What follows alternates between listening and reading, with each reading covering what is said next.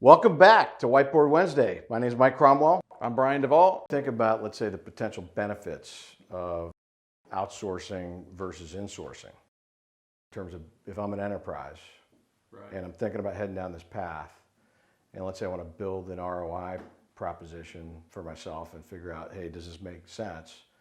What are the key benefits that you got to factor in? Well, I think it depends on what seat you're in the organization and what role you're in.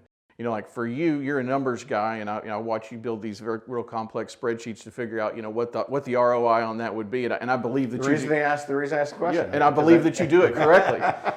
But that's not something I would ever do. But I also cited cost to be the single biggest factor when considering IT outsourcing versus an MSP engagement.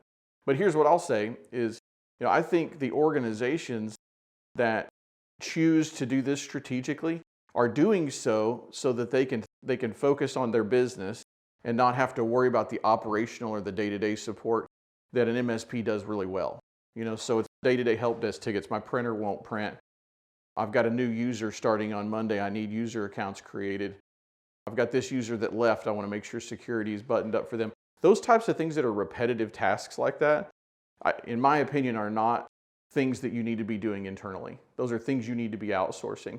You need to free up your staff that is capable of having strategic discussions about how you move the business forward.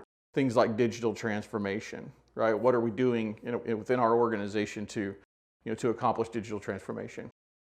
What are we doing internally to empower our sales team using technology? Those are things that should remain in-house, and I think you get a lot of benefit from if you offload the responsibility of the day-to-day servicing of tickets and so forth to an MSP or an outsourced entity. And as I think about ROI, I don't necessarily think about it just purely from a cost perspective, because to the point that you just made about accelerating a digital transformation program such as a demand generation platform, or I'm going to put in place a new CRM and workflow for the salespeople that are going to improve productivity by 20%.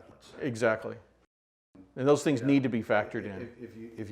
If what you put in place creates efficiency and optimization, especially as it relates to people that are either generating revenue, saving revenue, or other areas that have a financial impact, you can build those into your ROI model. Because if you give salespeople 20% more time, presumably they're going to generate 15%. That many more opportunities, right?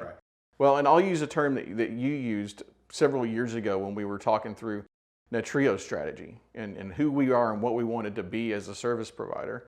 And I remember you using a term growth enabler, and that's what we are. And when you think about applying those types of changes to an organization to say, we're going to help you grow by removing all this operational overhead from your organization that you have internally that you're suffering from, right? You're basically under a rock here, operating in this mode.